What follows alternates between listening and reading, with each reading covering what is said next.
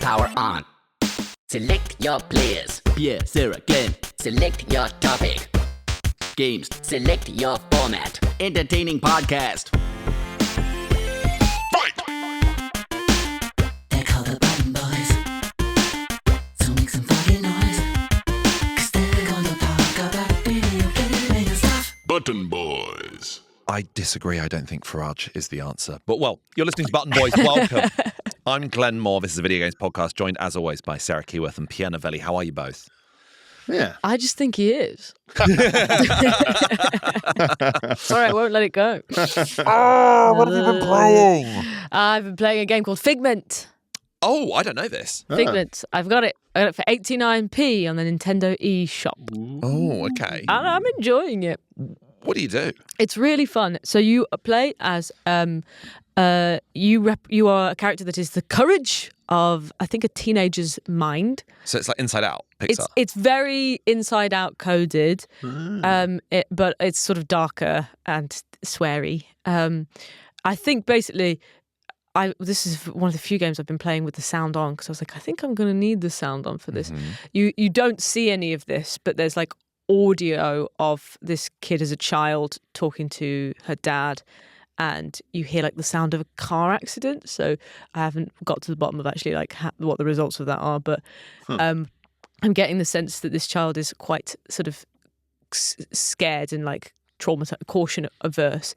So your character is like a sort of washed up courage that doesn't need to be doing anything. He's like, we don't do that. Right. Where's the camera? Where are we It's sort looking? of top down. So the first thing you see, it's almost Sackboy-esque in style, in that it's like, it's not a side scroller, but it's like 3D sort of platformy. And you're in your little house in the mind, and you're sat on your rocking chair, and you've got a cocktail, and he's really grumpy and like he's just got nothing to do, and he's kind of pissed off. Yeah. And this little bird turns up and is like, you got to do something, and then there's a nightmare, and you have to chase this nightmare because he steals your scrapbook, Right. and you have to chase it through the mind, and it's really fun in like a really quite sweet way. The sense of humor in the game is really nice as well. So it's like That's rare. It's not it's not trying too hard, but like as you're moving through the mind, there's like little houses, and you can just knock on their door, and it will be like just a different voice or a different character. But it's things like it's like the House of Pride, and it's just this Scottish accent being like, I don't waste my time with any nightmares or stuff like that. It's all these sort of stupid. It's like, but it's not that's an optional thing. You just kind of interact with it if you want to. And it's puzzles, and it's also a little bit of fighting. So you get a sword, and you fight the nightmares, and but then it's like trying to work out how to get across the landscape. So there's like you have to find batteries and then put the batteries in the right place, and they'll make things move and stuff like that. But it's really nice. It's really sweet. Age is it like from? As in, like, if you're recommending it to someone, would you be like, because obviously it sounds quite like almost like mental health based. It is. It's giving Inside Out. It's giving a little bit of an exploration of anxiety and trauma. I mean, he has used the word bastard. Okay. So it's not a kid's game. Yeah. Okay. And there was Sean Bean. It's Sean Bean. But the thing that I've been really enjoying is that that I've encountered like 2 villains so far, and they all have songs. So like when you meet them? No, like when so the first one that you don't actually fight, that I imagine will come back later, sort of sets 2 nightmarish things on you. And whilst they're fighting you, he like sings like a Metallica style like rock song. Right, okay, yeah. Oh, great. And then the next nightmare you meet is a plague nightmare, and his is sort of slightly more twee in that it's like poetry-esque about being a plague monster, and how he'll make you sick and stuff like that. But it's quite like high spec music. There's a lot of effort that's been put into it in quite a fun way. I like that. I'd never really encountered this before. I mean, when I was playing Baldur's Gate 3, there was this sort of demon who just sort of masquerades as just like a handsome guy in like his late 40s. And you finally take him on towards the end of the game, and he just sings at you the whole battle. Like he's got his own song about hell and living in hell. It's like the campest thing ever. I was like, I don't know if I hate this or really, really like it. These songs don't go on for the whole fight. Right, okay. So you'll just... it's like WWE entrance music. Yeah, kind kind of. You can't You see just me. do it, and then the fight goes on for as long as it needs to. Or the Plague one, he had like verses, so you'll fight him, and then when you get to the next bit, he does his next bit of his song. You know, like last week we were talking about like our shame episode, like and feeling embarrassed. Is it the sort of thing where like, is it cartoony in a way where when someone walks into a room, you're like, they do say bastard? It's hand drawn, so it's quite beautiful. Hey, nice. Okay.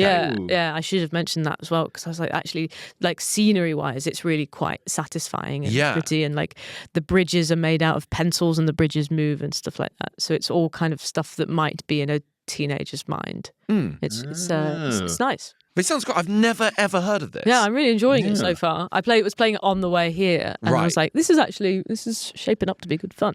And I was very engaged immediately, which That's great. is good for me. I've also been playing a hand-drawn mental health game, which is weird. It's hand-drawn mental health week. Yeah, Pierre, I hope you've got something for this. I felt kind of the opposite of this. I think I'm the opposite of this. Yeah, I've like hastily crayoned Gorilla Game. Yeah, AI suicide. Yeah. I'm playing a game called Rue Valley. Rue spelled as in R-U-E. And the hand-drawn style is like Into the Spider-Verse sort of kind. It's really, really cool looking. Cartoony.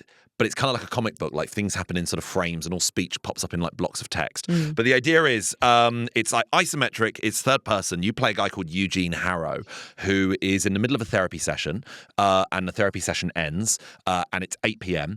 And then you check into your motel where for some reason the therapy session is happening in a motel by the side of a highway in the middle of the desert in America.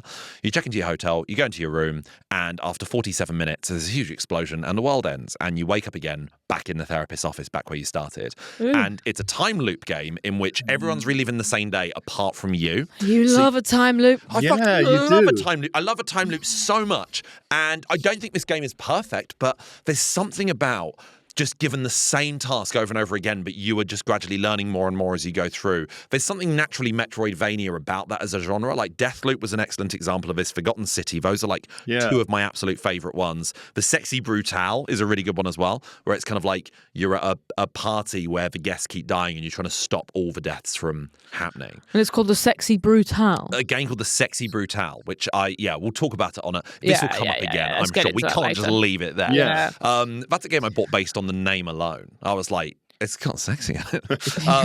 But They say hubba. bastard. Yeah. But the idea is you don't know what's going on and you're trying to communicate with the various people in the motel and trying to like sneak into people's rooms and try and get more clues as to what on earth is happening. Why does the world keep ending after 47 minutes? However, the reason you're in therapy is quite crucial because it's kind of an anti-RPG at the beginning in which you basically build your character at the start. But only by instead of in something like any other RPG, it would be like you're putting points into strength and dexterity and stamina. This works negatively. You have a certain number of points and you have to allocate them to bad traits about yourself. So you're like, you can choose to be too introverted or too extroverted. You can choose to be really, really meek or really, really arrogant. And these aren't good things. So it's really weird. I've never played like a game before that has an RPG styling of like, I'm currently working with an anxiety build. I'm dual wielding sertraline.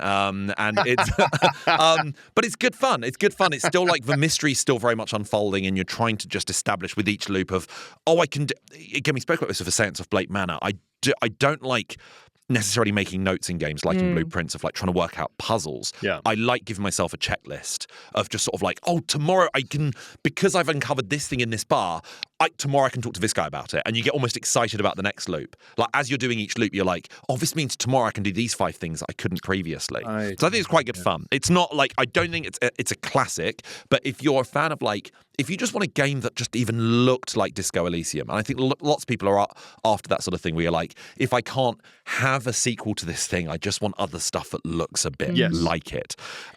Negative traits are a weird thing in games, aren't they? I never get it like on The Sims where it's like you can be ambitious and you can be funny. Yeah. And then also I'd like to be dirty. Yeah. You I'd can like have to be loads of bladder. completely filthy and I want flies flying around my head. Yeah. because other filthy people will go, oh, and Yeah. You're So I'm going to Bond. make friends with the filthy people. Bond with other dirt monsters. It would be weird if that came up in other like more serious RPGs, like in a Final Fantasy game, and it's like, do you want to build up your strength or your sense of Schadenfreude? Yeah. So, yeah. Pierre, what have you been playing? So I bought a game on a whim because the blurb had the description Lovecraftian. And I thought, okay. I keep calling it the Sunken City. It's not. It's the Sinking The City. Sinking City. There's a sequel coming Not out sunken very yet. soon. The Sinking City remastered. Right. Came out in 2019 and they've remastered it. That's strange, isn't it? It is Within weird. 6 years, you go, did you really drop the ball the first time Yeah. round? Yeah. It is weird. So it is Or like, actually, knowing Lovecraft's views, did they have to, like in the middle of lockdown, go, we've removed a lot of opinions? well, so I was going to say, this isn't a spoiler because I'm just on like the first area. Yeah. The bit where it kind of just teaches you the mechanics. It's set in like kind of Prohibition era, sort of 20s America.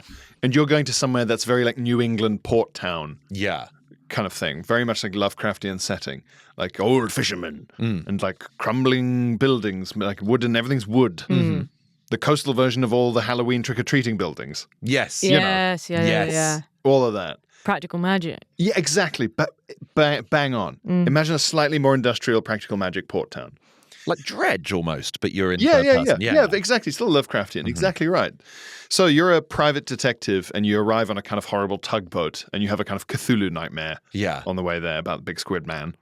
And you've been having nightmares and visions about this town sinking below the sea and Cthulhu and squids. And you're going there because you've read in the papers that it got flooded in a kind of crazy flood and everyone's been going mad. So you're like, well, the answers to my visions are here in creepy port town. When you load up the game, and I knew it was set in like the 20s and stuff, and it's like it looks like quite a hard-bitten PI thing. The thing popped up and it said, "Oh, we've kept in like prejudicial attitudes because like we'd rather portray what the world was like in the era than pretend it never happened. Like these things are real. It is true. Like it doesn't mean that we agree. It's just about portrayal." So I was like, "Oh, I respect that. I think that's artistically correct." It's silly to be like, here's the perfectly happy, non-biased 20s town in America, and also everything else is realistic. It's weird when you see that in like a film or a TV show as well. Yeah. And you go like, well, that guy would be beaten to death. Exactly. Yeah. Exactly. Yeah. Exactly. They wouldn't do a dance number with him. Yeah. Or like they've just got like a guy who's like the most kind of KKK coded sort of character, and his like best friend. Yeah. It's just like a black gay guy, and they're just hanging out, and you go, no, Come on. but I'm confused. You're both baddies, but you're both still open-minded. Okay. Yeah, he's like, yeah, I hate myself. Yeah. I fear change, even though I embrace it in my private life. It's very strange. Yeah. So I thought, good, I approve of this. I would rather interact with this sinister Cthulhu nightmare world and the sinister human world at the same time. It's all very dark, like nightmares. And you were looking for a game with more slurs, weren't you? You were I was, instinct. and I found one. We have But to not- we have to edit that gripe out every week. Because we like, please stick to gaming. We Yeah. like we are trying to make it all about gaming. It is about gaming. I did it. There are slurs in it. Yeah. But this is the surprising thing. Oh. You arrive and a creepy professor says, "Welcome, hello." You know, all that shit. Like, it's Shit that those professors say. But it is like that dialogue that like, if all of us clubbed together for half an hour, we could write the dialogue of a Cthulhu mystery. Yeah. But where are my manners? That kind of Right. Yeah. Okay. The Yeah. second someone says, "Oh, but where are my manners?" I go, right, I can write dialogue too. Yeah. Fine. But where are my manners? Ugh. I find this whenever a character in a TV show says "besides," I'm like, I've never fucking said that. Besides, no. Besides, although, Yeah. so he says, "But where are my manners?" And he says, "Oh, you need to talk to evil rich guy, you know, Senator Punchfist or whatever the fuck the guy's name is." And then you say, "How will I recognize him?" And he goes, "Oh, he will stand out from a crowd. Don't worry." What he meant to say was, walk 10 meters up the dock and he's there. And Right. and I can't emphasize this enough. He's a gorilla.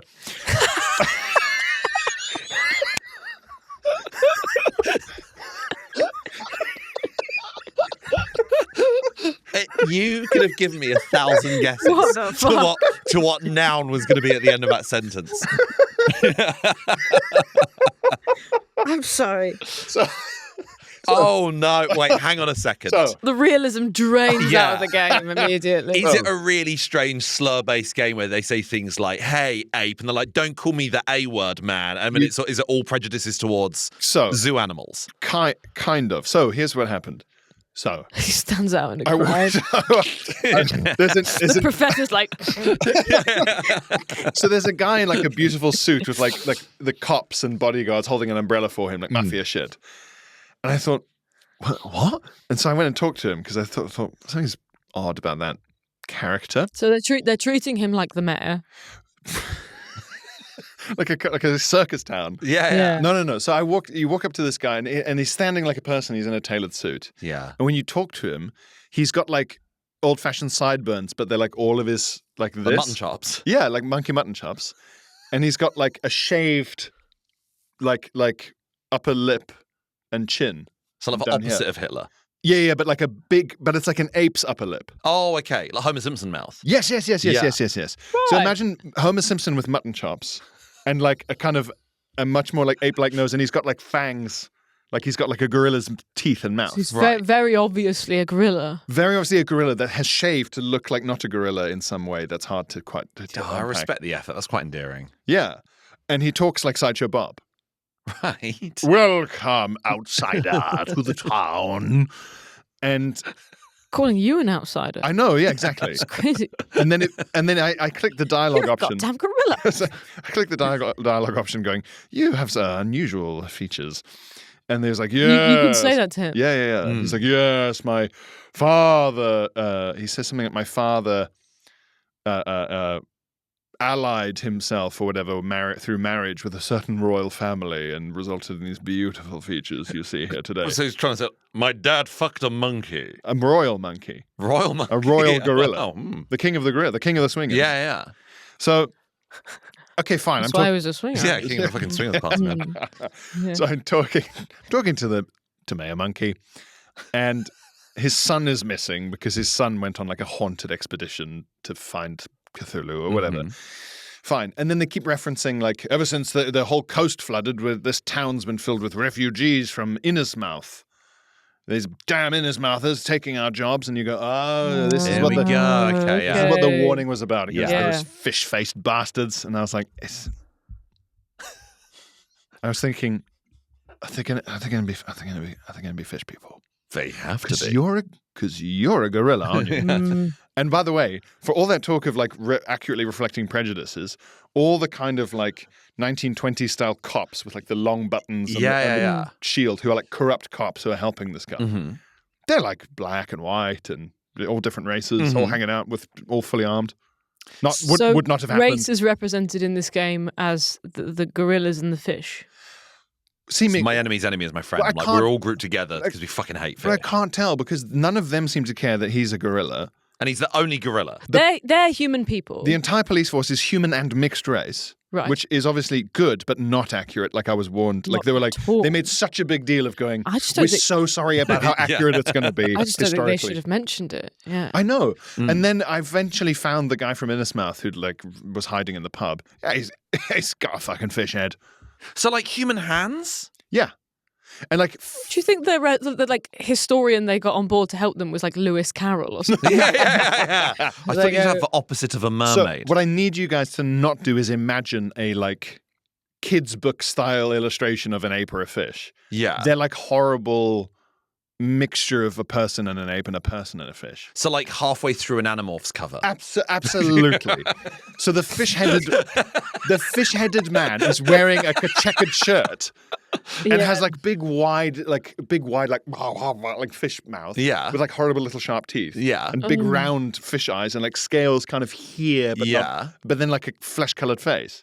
Right. Oh, so he's got like human skin. Kind of, and scales.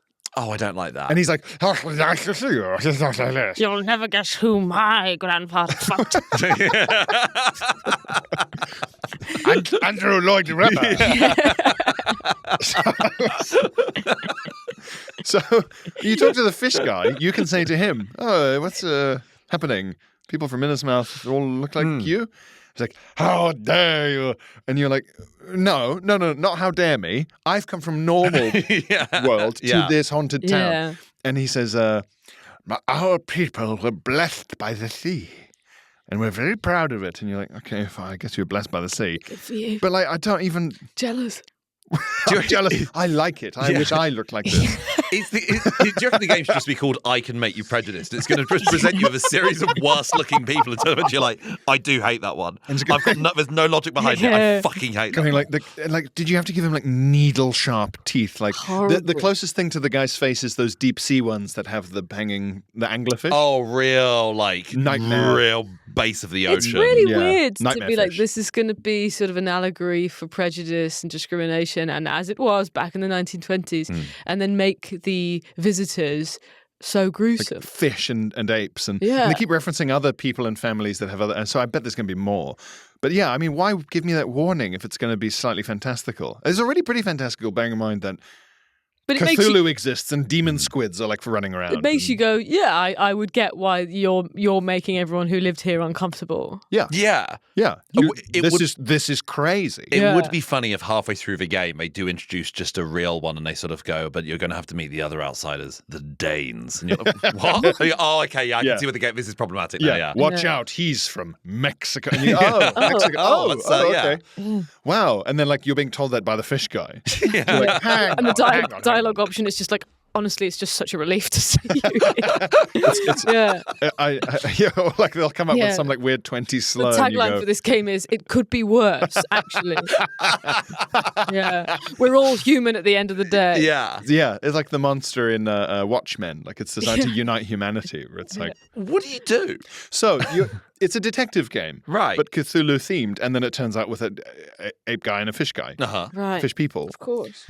And it is quite interesting. Like what I like about it is you explore an area and it tells you when you found all the clues, so you don't waste your own time. Oh, that's good. Always love that in a game. Like, the room on the map turns a different color when you found everything. Yeah, That's just good goes, stuff. Get out of here now. Yeah, you've done it's like a white kind of like magnifying glass. If you get the essential stuff you need for the game, it goes yellow.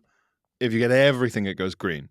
Oh, I love that. So I wish Tesco's perfect. did that. Yeah. Instead of having to make a shopping list, the colour changes and you're like, I can go now. You've got everything you need for tonight. Yeah. You've got everything you need for the week.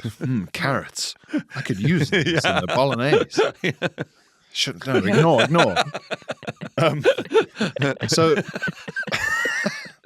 So you're going around these docks and things, and it's got a mind palace function. Okay. It's got a mind palace function where your clues are like on little squares. Yeah. And you have to combine them to create deductions that are then locked. I like that. But you can deduct different things. You can say, I think the murder was deliberate, or I think it was an accident. So I'm not, it seems to be a decision tree thing. I don't think Mexicans... No, not that. No.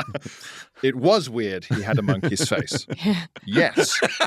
We should leave.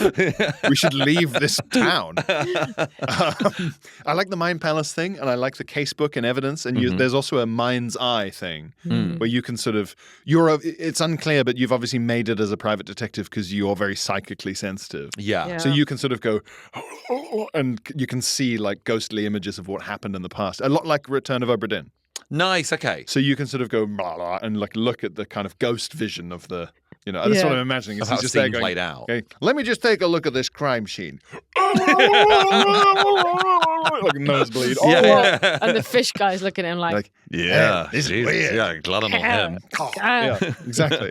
Now, back to my chum. Tweeting all these organs and heads and bums. do you have to make that noise? My one thing about it I don't like, I'll say for the gripes at the end. Okay, all right, great. Well, look, I think this is a prime game that if someone you met had never played a video game before, you wouldn't give them that. Because that's what today's topic is. Yes. We spoke last week about the inherent and what we've tried to get over, that overriding embarrassment of when someone walks into a room and sees you playing a video game or in public transport. Oh, what's this? Yeah. Oh. I'm trying not to come. It's a game. You have to try and not It's come. funny. It's fun. Yeah. Everybody's trying to make you come. And you porn. have to. It's dumb. It's dumb. So you wouldn't like it. You'd love coming. Yeah. Yeah. Do you game? Do you get it's because they're all Yeah, it's based on a website. It's porn as a joke. Yeah. it's really hard to not come, guys. This is the final. The idea that it's like the Dark Souls of that version of gaming. You're like, I can't stop. Yeah, the boss Keeps theme, getting me. The boss theme of light piano music and synths. Yeah, it keeps sitting on my face, and it just a health bar appears above a porn star's head. Yeah.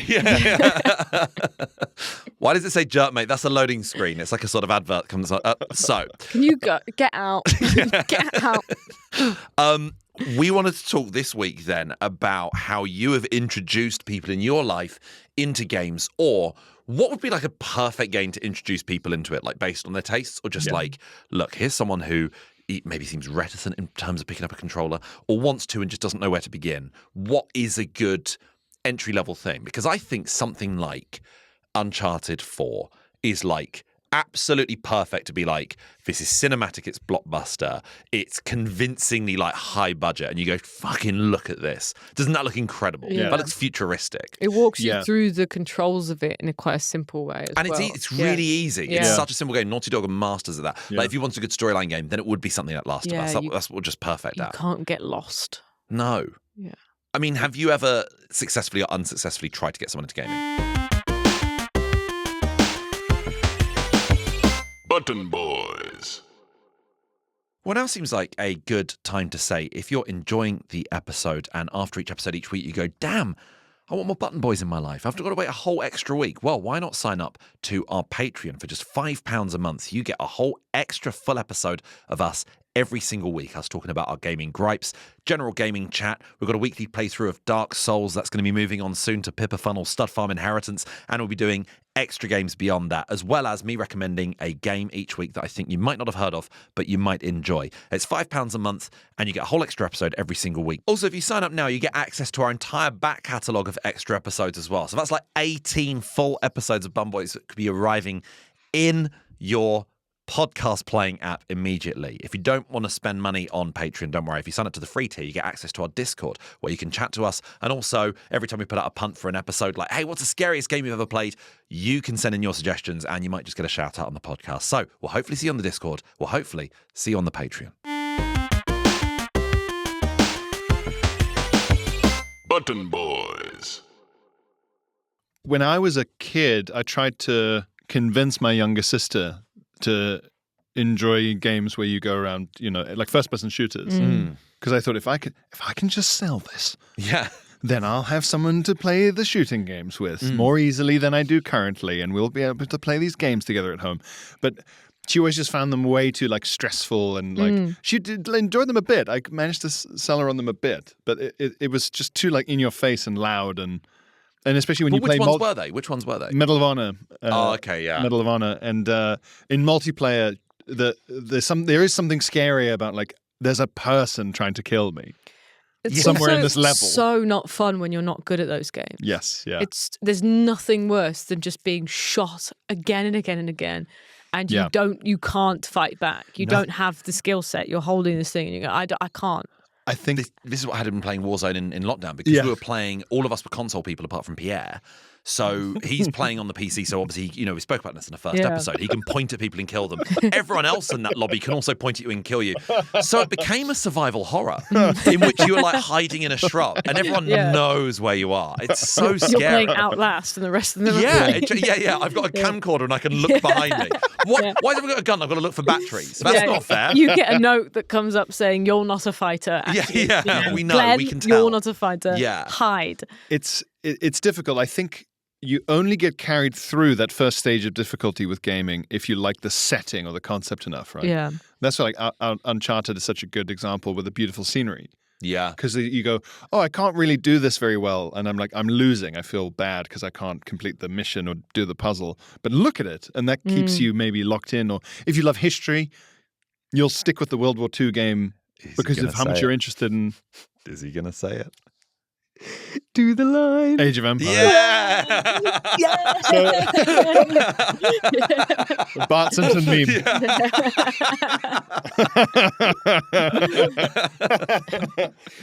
I think if you like history, or like if you're super into World War II, you're going to stick with the D-Day mission no matter how often you get machine gunned to fucking bits. Yeah, Because you're just amazed by what's happening. I've landed on Omaha Beach as many times as I've seen Batman's parents get killed. That'd be a great t-shirt. Yeah. What, were you there? People would read it and go, yeah. I know what you mean. I know. I think I have as well. I tried to makes do. perfect sense. I tried to do a routine, and it never went anywhere. About how like I've been. I think if I went and visited the site of Omaha Beach in Normandy, I'd know my way around. Yeah. I've just been Yeah. there so much digitally. Yeah. Yeah. GTA makes you feel that a bit about LA, doesn't Yeah, it? yeah, Where you yeah. go like, I think I could probably navigate a little bit. Yeah, I know vaguely. Yeah. There's the. Yeah. I know Yeah. where Grove Street is. I hope it's there. I feel like I'd really creep And out. that is bollocks, by the way. And like, having been to LA now, I'm like, I have absolutely no idea. Yeah, especially because in GTA you can walk to places. Unrealistic. No, you can't. Yeah, and you've got a little map in the corner that tells you where you are. Yeah. Yeah. Lovely. I think I'd creep out the tour guide for the battlefield tour guide for Omaha Beach by like Miming along like sing along Disney. already turning. Mickey Mouse on June the 6th, 1941. Soldiers, sailors, and airmen of the Allied Expeditionary Force. But like, I would like go ahead of him and take the right turn through the bunkers. Yeah. How do you know where all this? Oh, I've been here a You're, lot. you're digging in the sand and finding a shell. You're like, how did you know that was there? Just like a psychic. Yeah. Yeah, I think if I travel back in time, it's got to the point now where I feel like I should be greeted by name in the game. Yes. Look who it is. Your reputation precedes you, yeah. Look what the tide washed in. Yeah, it's Kingdom Come Deliverance. Whenever you go to town, they go, Henry's come to visit us. But they've actually had to put in, it's Pierre Novelli. Yeah. Hey, Again. stranger. He's come to flamethrower our bunker again. I have. They're all a bit disappointed. They go, oh, we thought you'd got past this. Yeah. Yeah, it's like you're like some sort of folklore demon that keeps coming back on a certain date. I found, to them, I'm like, on this very night. Yeah. I found a meme page on Instagram of Age of Empires 2 noises, but it's entirely in Spanish. Oh, wait, do they change them? No. It's just like a Spanish meme page. Oh, Yeah. okay. But for people who speak Spanish who are obsessed with Age of Empires and the sounds. So naturally, you've learned Spanish. Yeah. I will. I could already speak to these people through Rogan, Chopper, and all the other sounds. But I think if you've never played games before, it's like watching a pensioner like move the mouse like that. You're not going to enjoy the mechanics of it because you're just going to get frustrated. So the setting and the genre is like crucial. If you're going to try to, you have to profile who you're targeting. It's like marketing, right? You go, who am I pitching to? Yeah, here? I made a mistake early on when I was trying to get Louisa into video games because we'd been together like a year or two and she knew that I was into it and was sort of like side-eyeing it from the corner of the room being like, I'm intrigued. And all I wanted her to do was play The Last of Us because I was like, the story. And she was never going to.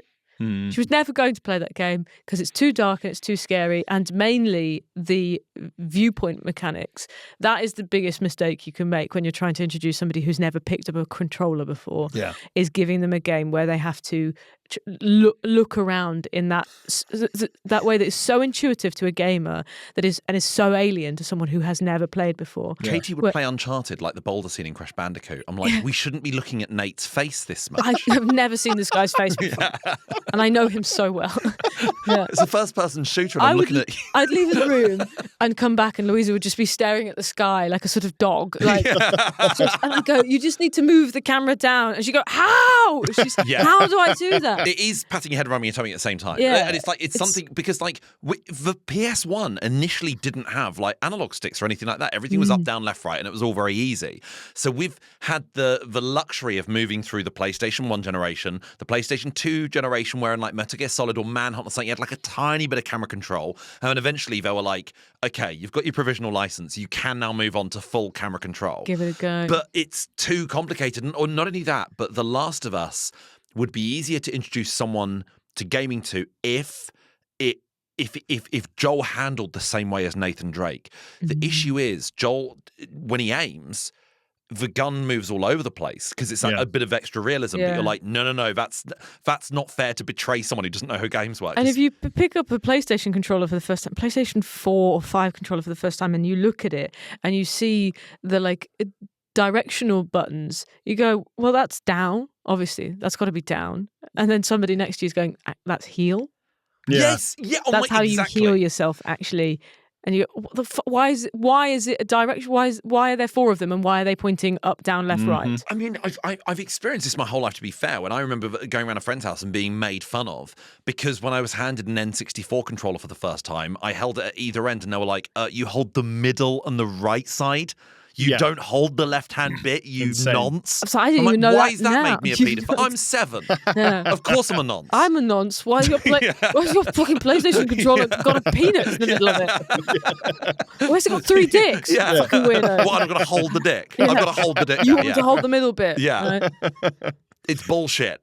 When I was staying with my sister over the Fringe, the PlayStation controller, the side bits, my last 2 fingers here don't have anything to hold on to. What? They're not long enough. So I you need like need- a you need long I need like an controller. orthopedic controller. And I was getting like hand cramp like that. Like because I was playing what's the one where like you're astronauts and you're being moved around and things? Heavenly Bodies. Heavenly Bodies. So it's like you're in gravity and stuff, and like you got to time things, and it's like really precise movements. And you know when you're like concentrating in your tense, so you're gripping. Yeah. I would get like. So your last 2 elbow fingers are cramp. hanging off the edge of the controller. Basically, I'm playing like ooh, like fancy cup of tea, like ooh. Like you're an adult man in a child's bed, basically. Yeah, exactly. Yeah. They're sticking off the end. Yeah, you're in one of those like Debenhams show beds that are half the length of a normal bed. It's so much harder to do when it doesn't fit in your hand properly. So if I ever become a PlayStation guy, I'm going to need to buy like. Do you think Big and Tall do PlayStation controllers? I think what I need to do is get like like Groucho Marx rubber nose. Oh yeah. I get 2 of those and go. And like, Yeah, them whack on them the onto the ends, end. stick yeah. them onto the Oh, end. like a horrible condom. Ugh. That's really unpleasant. Because occasionally your fingers would slip into the nostril. Yeah, but that's nice. That's more grip, like a bowling ball. Oh, yeah. Okay. I think You're sort of leaving them on the mantelpiece. Oh, they're Pierre's gaming noses. They're my- Saving those. they're my gaming orthopedic slip-ins or whatever you call it. Yes. Oh, Yeah, good, yeah. I think I would have to like just duct tape it into reality, right? So and it would look like I'd bought like, sometimes they do limited edition release of controllers like themed, like this one's got zombies on, or this one's the got mummy. Deadpool's ass. This That was one's one, rusty. Yeah. Deadpool's ass. Yeah, there was a controller in the shape of Deadpool's ass. It was like a huge bum at the. I'm not like. Yes, What? no, this is real. There's no This is way. real. What? See? Yeah. Really? Yeah. His bum? Yeah. How could you tell Because it was it's Deadpool. Because it's Deadpool. How could you tell it was his bum? Because it's Deadpool's suit. It was It's red. like a specific and- red. It's either And him wasn't or it it's Sexy Wolverines as well? Flanders. But it was like yeah. But they're it's very similar butts. But aren't how could they? the bum? What? It was like at the back of the controller. I didn't purchase it, obviously. It would have No, been good you for got it you. for free. It would have been good for you, Pierre, because you could have put those last 2 fingers in the butt. I That's think. true. Yeah. That would be, I'll take that. But buying a Deadpool's ass controller is absolute fucking cousin behaviour. Isn't it? Do you know what I mean? I started to use the word cousin derogatory. I like it. I like it. Certain stuff is just, it's really Yeah, cousin. that's full-on Cousin code. cousin. I tried to put together a list. I was in Cardiff this morning, got Yeah. the train across to here, and I was trying to make a list on my phone of like, if I had to pitch this genre to someone for the first time, what game in each genre would I recommend? Yeah. So if someone had never played like an open world game before, you're going to go GTA. Because that's quite easy to understand, I think, and quite easy to get on board with. Yeah. I think that would entirely depend on the person, though. Yeah. It does depend on the person. It depends on taste as well. Because I've definitely played GTA in in a household with people who don't like gaming, and I've had basically the sort of good gracious response of There's that, yeah. the sort of you cocksucker, and you're like, But then, I think Red Dead's better, but it's just too involved. And it is a weird game to be like, sorry, you have to leave your weapons on your horse. And each time you get off your horse, choose which weapon from your horse you're going to... Yeah. And you've got to polish your rifle and stuff like that. the bounty hunter element of Red Dead confused me for a little bit. Were you just killing... What were you doing? I think it took me a little while to work out how to clear my bounty. Oh, sorry. Yeah, when you're guilty. Sorry. I yeah. thought that I in the sort of GTA way, I think I thought that once they'd sort of caught me and I'd been killed or arrested or whatever, it was like a GTA thing. That's gone now. Yeah, that's a good point. I I mean, hadn't and in realised reality, the threat builds. Yes, The and more also you having to do. go to the train station to pay it off. Like, Yeah. that's just not been how I'm not going to West Hampstead Thameslink and being like, I've committed a grave crime. Yeah.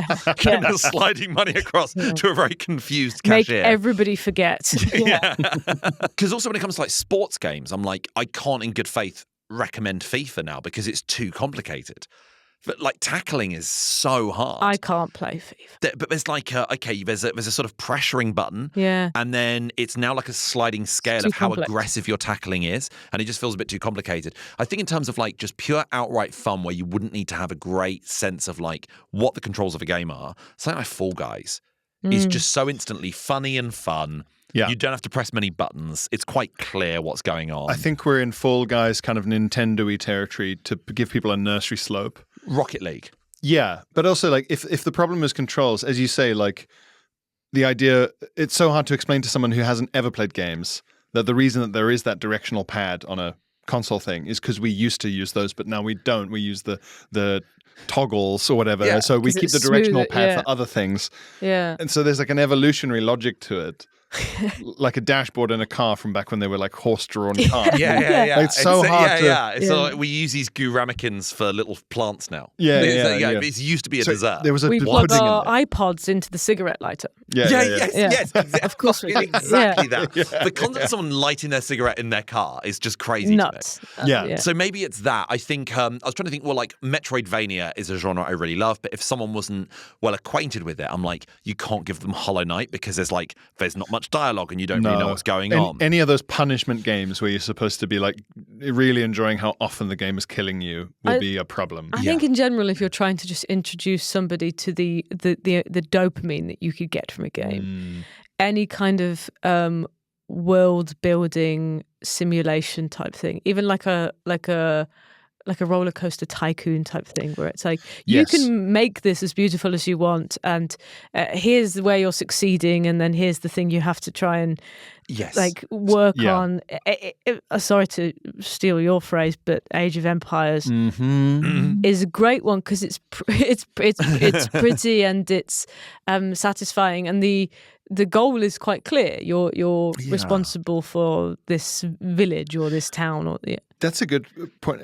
Like not just like the goal is clear, but thinking about it, games like Age of Empires have tutorials that are campaign missions. I think they talk you through it really carefully. And it's really atmospheric. I remember not even realizing that I was learning the game step by step because I was like, wow, William Wallace. Yeah. I know him from Braveheart. Yeah. Like Scotland, right? Medieval swords, cool.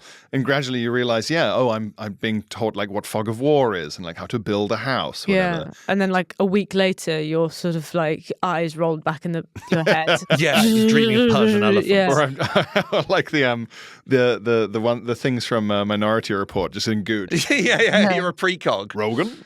Like I showed Sims to Louisa. I've talked about this before. She loves to build things in Yeah. Sims, and then I sort of left her for like 4 hours. Came back and she was like, "I found a cheat online where you can place anything anywhere." And I was like, "Right, brilliant. You're in. Yeah, great. You're in, aren't Yeah, you?" I think Sims is gateway. Absolutely. That's going to be it for strategy. I have put the 2-point games like 2-point hospital, 2-point museum, and stuff yeah. because again, it's cartoony and it tells you what you do. And also, you're not necessarily like constructing the ins and outs of like this perfectly intricate structure. It's sort of like when there's like a room, you just place it. The game has already decided what shape it's in. You just place it. Overcooked is a similar one in that Fucking way. Overcooked, of course. If you want to get somebody in quickly, you go, we're doing this together. You know what this game is because you've been in a restaurant. Yes, Like, yeah. We're we cook and we make, and the controls are move and dash and throw. I'm going to phrase something in the negative. Yeah. Not any game made by Paradox. What have Paradox made? Crusader Kings. Oh, yeah. Europa Universalis. Yeah, any of those. Victoria. I think Hearts of Iron is also Paradox. Any game where you need to understand a full random number generating table next to another number table in order to understand combat. It's because it's job. It's job now, isn't it? I put down as a few sort of almost like party games of like Until Dawn or The Quarry, those horror ones where it's like it's decision based. You can pass the control around. You're basically watching a movie. You're interacting every now and then, but it doesn't involve there's no pressure. Nothing's ever like coming at you that you have to run away from. Because I would rather people knew the kind of horrible, lazy air fryer fucking meals that I have sometimes. I would be less embarrassed about that than admitting publicly how many hours I've put into Europa Universalis 4. And I know how many hours because it's on Steam and I don't like looking at it. It's cruel when God. Steam does that. I would It's be like when your fluent. phone gives you your screen time. I would be fluent in Arabic if I like I'd be so much more productive. Oh. And I still don't fully understand how the trade nodes interact. So it's not a beginner-friendly game at all, even though I love it, obviously, according to the amount of hours I put into it. We're coming to that dark period of year where like PlayStation 5 give you your Wrapped of the year and they're like, this is how many hours you're on the PlayStation 5 for. And mine sends it to me with like a real concern. Like, hey man, you seem to be playing this quite a lot. Was it idle? Is Were you Katie leaving? still around? Yeah, I'm guessing not. Yeah. Oh, we can pinpoint when she left. She must have left you in like May. It also sends Try this therapy simulator. Yeah. It sends the same letter, but to your kids. Going, have a talk to your dad about his PlayStation. Yeah. Maybe let us for a go. Yeah. Take it away from him for a bit. There was a Like, talk to your boys, okay? Talk to your dad, okay? Look, talk to your dad about his habits. I thought there's under sort of like maybe like cozy-ish games like Journey, where it's like Journey was a big PlayStation game from like, I don't know, 2012. And the whole premise was there's no combat. You're just moving a little sprite up a mountain and you're climbing this mountain. And the same developers made a game called Abzu a few years ago where you're just under the sea and you're just swimming around and you're a scuba diver. And those sort of like quite frictionless, gorgeous, it looks amazing, easy to control, music's swelling. You don't really know what's going on, but it's like, if you're not that fussed about a storyline, that's great. The people who made Journey have made a great one a couple of months ago called Sword of the Sea, which is like you're basically surfing along sand. Again, it's just like, yeah, that's what I'd introduce like my parents to if they'd never played a video game. I'd be like, here's Sword of the Sea, just give it a go. Anything like that.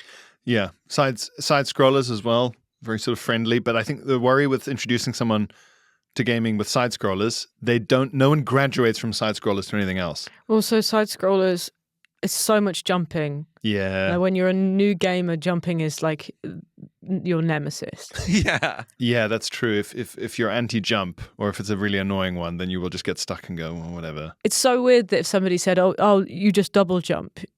Yes. If you're a gamer, double jump is so intuitive that I'm speed in the air, of I'm going again. Yeah. You say double jump to someone who's not a gamer, they're like, what do you mean? So Yeah. like What Peter am Pan. What am I jumping off the second time? Yes. Why am I jumping the first time? Yeah. Why didn't I just start with the second Also, jump? how can I jump that high the first time?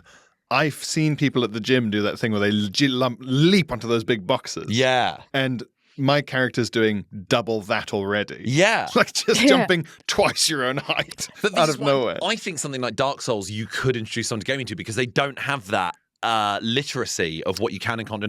Dark Souls is harder for people who do play video games. That is Because you're used to true. pausing and you're used to like your weapon not just unequipping when you accidentally You're press used the to right. your home comforts. Yeah, essentially. Used to not being able to murder an NPC. Yeah. Dark Souls is like a kind of really harsh sort of camping expedition. If you've done like nice camping at like a festival before, you'll find it worse than someone who already fears camping. Yes. Yeah. And thinks it's going to be rainy and shit and there'll be no toilets. And you're, Yes. like, you're right, there won't be any. I do remember trying to introduce Bloodborne, their sort of Victorian Lovecraftian game, to a friend of mine, and I won't say if they're a friend or I'm related to them, but they're going to have Such full a cousin thing to do. anonymity. But it was like immediately it was so bizarre seeing them get so angry within seconds of being like, well, where do I go? What do I do? Where's the boss? Where is the how do I finish the game? Oh, for God's sake, leave it. And it, like, the lack of patience they had, just this fury. But they're also, this is the same person who was telling me about some like mobile game they were excited about coming out years ago. And they were like, it sounds amazing. And like, there's some levels where apparently you can get like literally like 100,000 crystals. And I went, what? They're like, yeah, I was just reading about it. And apparently there's levels where you can genuinely get like 100,000 crystals. And I was like, what are the crystals for? And he was like, I don't know. Why does that matter to you? In relation to what? You're saying that like it's Bitcoin. Yeah. Yeah, as if like, oh, you can see You what can you buy get stuff? 100,000 crystals, Glenn. Yeah, and I was like, And you're for- meant to for go, what- for what? whoa! Yeah. Yeah. But I think he was just trying to talk to me and like, hey, you like video games. This must mean a lot to you. Crystals, Every yeah? game is crystals. Crystals is like a universal currency Yeah, in games. it translates across. Yeah, you can take buy your them. You can crystals use them in and- Metal Gear Solid if you want to. Also, like it's such an arcade brain understanding of games where it's like Yeah. number go high. You want the high score, right? And it can only be like 3 letters. Yeah, you're keep going to one going- day be AAA on the leaderboard. Yeah, you keep going back to the arcade to get the high score. Was it the big? What's the big phone game that people were obsessed with years ago with the Like Candy Crush or Candy Crush? Pokemon Go. yeah. Angry- Yeah. Angry Birds? Is there like a stone-based Candy Crush? Yeah, so Yeah. maybe it was like that sort of thing, but also Temple Run. Just to really get, I mean, I'm not naming this person, just to really go in on their gaming taste. They prefer the Assassin's Creed modern day segments, and That is fucked. they also Do they eat the packaging they also, instead of the food? They also hated The Last of Us, and it's because they skipped every cutscene. Oh, well, you will hate They it. were like, yeah, of course you're gonna hate it. And they Yeah. were like, it's not as good as Assassin's So they Creed. do eat the modern day packaging and not the food. They love the modern day bits of Assassin's Yeah, Creed. I've had conversations with this person. But it's now so in my vocabulary now to describe a game as being like, yeah, apparently you can get like 100,000 crystals. It's so damning, and it's such a good description of pointless numberiness in a game. Yeah. So that's just one of those moments to go, oh, we found the imposter. Yeah. Yes. We yeah, found yeah. the... It's like if I said about Hell Let Loose, like, yeah, I mean, like every single character's got a helmet. Every single one. Yeah. Okay. Well, Yeah. really? Yeah. Yeah, apparently. Oh, yes. It's apparently. Yeah. Word on the street. Yes. Down at the tavern. It's all the townsfolk can talk of.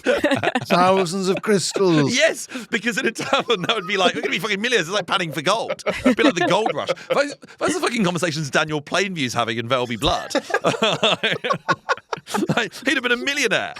I'm a crystals man. It's sort of mad that that's a rumour that was going around about a game. Yeah. They've put that out. The developers have gone, let's just put that out there. Just Yeah. tell, Tell it doesn't people matter if it's true or what the possibilities could be. 100,000. Let's just say that there's a crystal symbol in the corner of your screen, and the number next to that symbol can go high. That's all that is, isn't it? Yeah. Let's say you have 100,000 crystals on my crystals. Anyway, I think that's all we've got time for. Thank you so much for listening to Button Boys. We really appreciate you being here. Thank you. Remember to subscribe to us on YouTube or give us a nice rating on whatever you listen to your podcast on. Tell your friends about this as well. And also feel free to sign up to the Patreon where you get an extra episode every single week plus access to our entire back catalogue of every bonus episode we've done so far. We're going to be back next week And- with more. On our Patreon, 100,000 crystals. Apparently. We can't verify that, but I heard that from a cousin. Thank you, Sarah. Thank you, Pierre. Thank me, Glenn. And we'll see you next week. Button Boys.